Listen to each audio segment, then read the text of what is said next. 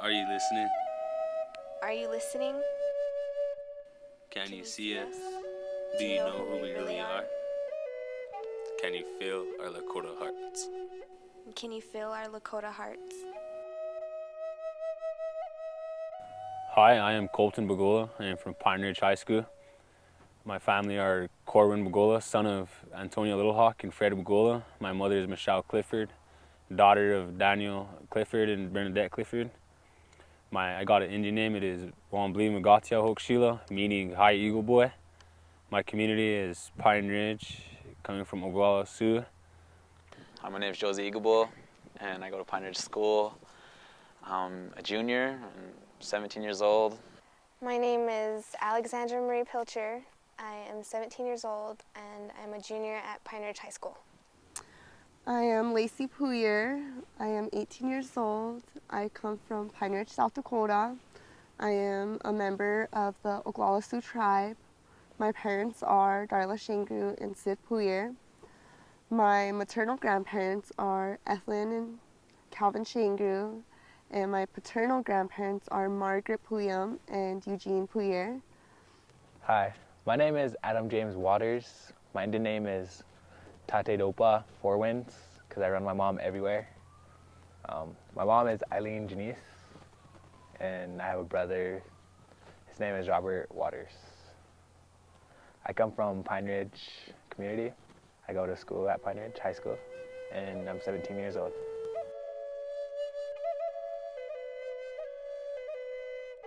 The biggest challenge, I think, is bringing back the Lakota life in our town. I think the biggest challenge is depression, simply because there's a lot of it around here, and we've been dealing with it for so long. Suicide is a big problem.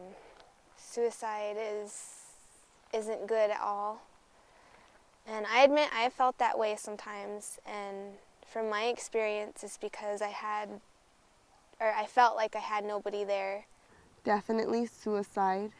It's something that is irregular now. There is a lot of it, a lot of completed suicides, but not only that, attempted suicides. You know, everyone talks about the young people that kill themselves, but they never mention the ones who attempt it. Suicide. It's been so easy in our communities for the young people to actually attempt. They really believe that there's no hope. They believe that there is no better tomorrow. And on the Pine Ridge Reservation, and of course on the Standing Rock Reservation, we've really gotten hit hard. And it's in Indian country, and I don't know why. But when you talk to the young people, your answers are, there's nothing to do. I don't have a future. I need somebody there to help me get through today. I need support. And a lot of our young kids don't have that. I've been a counselor for about 38 years now. I've never seen us in a crisis like this. This is the worst crisis I've ever experienced in my career. So I think we really need to seriously look at this, what's causing it, and what we need to do. Nationally here within the United States was the fact that bullying was causing suicide. I'll bet we have some of that here on Pine Ridge. Yeah, I think it's the alcohol that causes all the depression. It amplifies your emotion by 10. So if they're feeling bad and they drink, then it just makes it worse. And they don't have anywhere to go. They don't have a good background, a good positive place to go. Like most kids around here don't have positive families that they can go to. Like me, I have my mom. She's always there for me at home. Not everyone has that. A lot of time it's personal problems, you know. It's problems they have maybe with schooling. It could be problems at home with their family.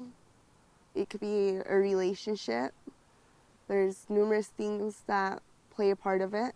The people who feel down or feel suicidal, maybe they're too scared to say something, or maybe they're ashamed that they feel that way, which is why most kids probably pretend like they're not when they really do feel depressed. And maybe it's because, like I said, they don't feel like they have anybody to run to and they're all alone. Drinking and this and that, doing drugs is, it's just bad. It's just always going to set you back. You're going to move forward if you start doing good things. You get stopped and you get pushed back, then you start feeling sad and down and hopeless. It looks hopeless to young people when they look around. And there's nobody there to help them and go talk to. A lot of times people don't realize what they're thinking and what they're doing. They don't realize how their actions affect other people. And I think that's one of the biggest things that is influenced with suicide. I think it's the apathy of our people who see that there's so many issues that adversely and negatively affect our young people, yet they don't want to be a part of the solution, which allows the problem to continue. Our youth are really awesome. It's just that nobody takes the time to give them the credit that they deserve. I think they're strong. I think they're survivors. And I really like being around them. Most of the children, the young ages coming up into teenage life, don't really seem like they care a lot about the Lakota life, the ways.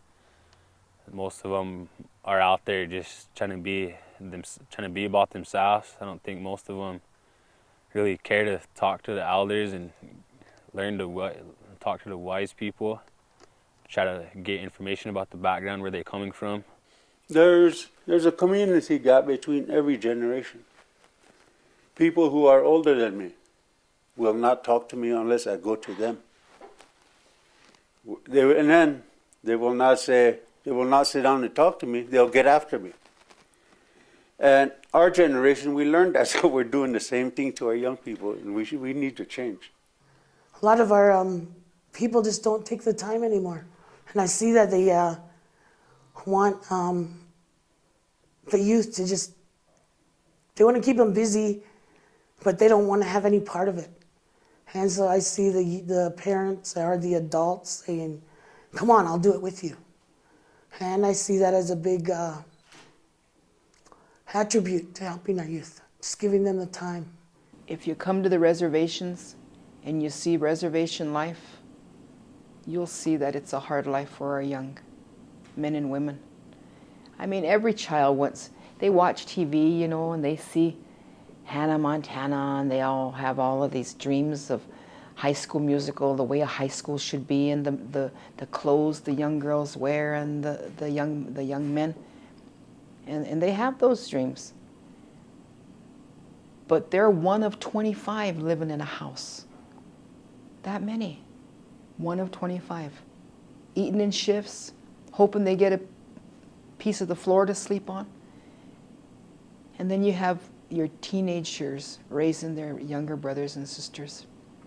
You have the young men taking care of their brothers and sisters, doing all that, and then coming to school, falling asleep in class, and then getting detention for loving their brothers and sisters. But they're not going to tell the teacher, I was up all night because my mom partied. I was up all night because my mom didn't come home. They're not going to say that. They're just going to walk away because these young people's spirit has already been taken enough. When the spirit leaves their body, they don't care anymore. They don't care anymore. I believe the young people, when the young people started talking about that dark man, I believed them. Even way before they said that dark man appeared in a ceremony. And he showed all the young people that he had. And he told the people that, if things don't change, and he opened his robe again and there were multitudes of more faces, he said, I'll take them all. So it's a spiritual attack, an evil attack on our young people.